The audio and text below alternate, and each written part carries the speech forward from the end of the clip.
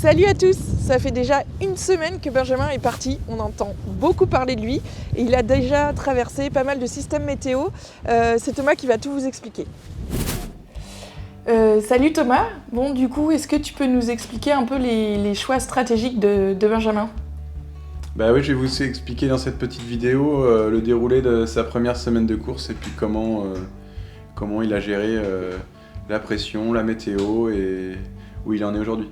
Donc les conditions au départ étaient plutôt calmes, voilà, avec un vent de sud-est d'une dizaine de nœuds, 15 nœuds dans les rafales. Les groupes des foilers, les bateaux rapides, sont montés au nord pour aller chercher le fameux front qui va arriver un petit peu plus tard. On voit Benjamin qui lui a fait route vers le sud. Là on arrive mardi matin, donc il y a une petite dorsale qui vient s'installer là.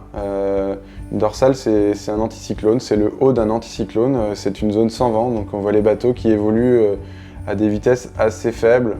Voilà, on voit arriver sur la gauche de la carte ce fameux front qui avance comme une sorte de rouleau compresseur. On voit bien deux stratégies qui se dessinent avec le groupe du sud et le groupe de l'ouest. Benjamin a décidé, lui, à ce moment-là, de passer plus au sud pour préserver son bateau et en sachant que la route serait longue derrière. Donc on voit que le vent en avant du front, il est plutôt au sud et que derrière le front, il est plutôt à l'ouest. Donc l'idée, c'est d'aller chercher le vent qui est derrière le front, un petit peu plus portant pour avoir le vent qui vient plus de derrière le bateau. Forcément, les bateaux de l'ouest accélèrent, mais ils font aussi plus de route. Donc c'est pour ça qu'au classement, on voit que Benjamin est en tête à ce moment-là, premier, deuxième, voilà, il est très bien placé. Voilà, on voit que les premiers ont passé le front et continuent de descendre de manière plutôt rapide. Mais sur leur route, on voit arriver ce fameux anticyclone des Açores avec sa dorsale qui vient justement jusqu'au bateau de tête. Et ça va faire ralentir les bateaux de tête et permettre aux bateaux du sud de continuer d'avancer de manière rapide. Et on voit ici la formation d'une nouvelle petite dépression.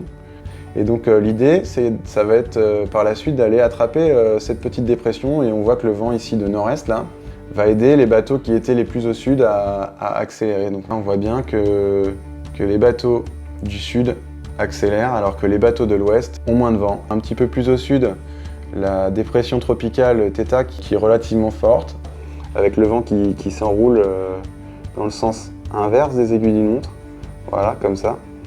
Donc on se rend bien compte que plus on est à l'extérieur, plus le vent tourne, la direction du vent change lentement, et plus on est à l'intérieur, plus il change rapidement. Le bateau, il a un angle au vent idéal, c'est 3/4 arrière à peu près, quoi. Et comme le bateau, le pilote automatique suit le vent, la trajectoire du bateau va obliquer avec la rotation du vent. Donc là, il approche la dépression, il vise le centre. Là, le vent tourne très vite. Hop, du coup là, il change de côté, il change de bord et il repart et le vent retourne très vite. Donc il fait une trajectoire plutôt optimum, quasiment en ligne droite par rapport à la dépression. Donc, on voit qu'il est sorti de cette dépression, ça y est, enfin. Il commence à se reposer un petit peu et maintenant il va se projeter un peu plus en avant, voilà, pour commencer à regarder comment il allait négocier une zone de vent faible, voilà, devant son étrave. Et sinon, on commence à avoir pas mal d'articles tombés sur Benjamin, on entend beaucoup parler de Benjamin. En quoi il joue les troubles faits là sur le Vendée Globe? Je pense qu'il joue les troubles faits parce que déjà les gens ne l'attendaient pas là. C'est un des plus petits budgets du Vendée Globe. Il y a 33 bateaux. Sur ces 33 bateaux, il y en a une dizaine qui sont des foilers dernière génération, qui sont des bateaux déjà qui sont à certaines allures 50% plus rapides que notre bateau. Et puis il a fait une superbe course, quoi. Il a fait une trace parfaite. Il est dans les pas de Jean Le Cam, voilà. Il fait quelque chose de remarquable. Donc forcément, ça attire un petit peu les projecteurs.